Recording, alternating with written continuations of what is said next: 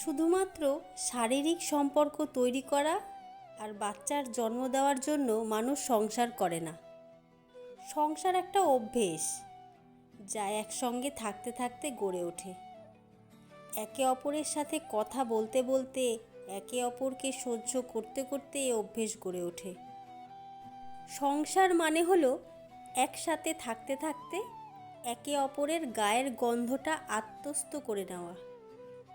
সংসার মানে হলো মানুষটা মুখের সামনে এসে দাঁড়ালেই মানুষটার মনের ভিতর কী চলছে সেটা বুঝে ফেলা। সংসার মানে হলো বর অফিস থেকে ফিরলে এক গ্লাস জল রোজই মুখের সামনে তুলে ধরা।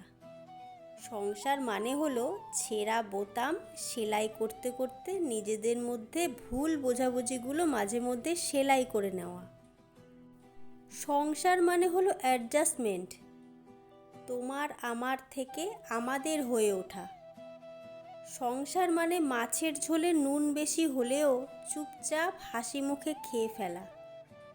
সংসার মানে হলো রোজই বিছানার উপর রাখা নিজের পার্টনারের ভেজা টাওয়ালটা মেলে দেওয়া।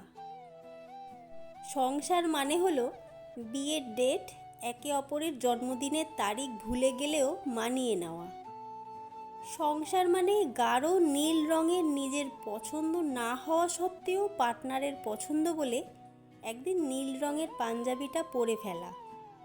আর তেমনি শাড়ি পরতে একটুও ভালো না লাগলেও এক দুটো দিন নিজের পার্টনারের পছন্দকে গুরুত্ব দিয়ে একটা লাল টকটকে শাড়ি পরে পার্টনারের সামনে এসে দাঁড়ানোই যায়।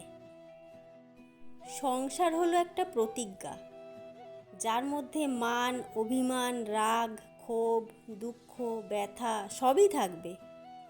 কিন্তু দিনের শেষে একে অপরের মুখের সামনে ভাতের থালা তুলে দেওয়ার প্রতিজ্ঞাটা একে অপরকে করতে হবে।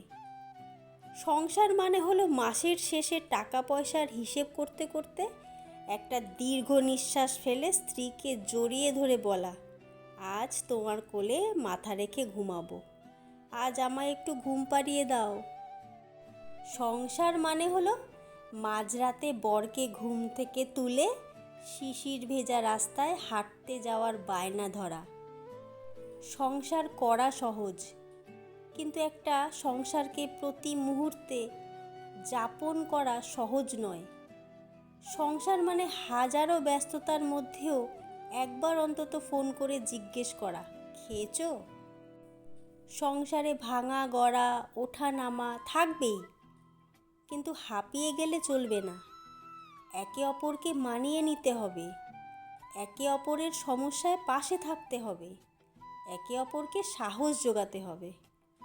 সংসারে কেউ কারোর থেকে ছোট বা বড় হয় না, দুজনেই দুজনের পরিপূরক হয়। তাই সংসার করতে গেলে একে অপরকে সম্মান ও শ্রদ্ধা করা বড্ড জরুরি।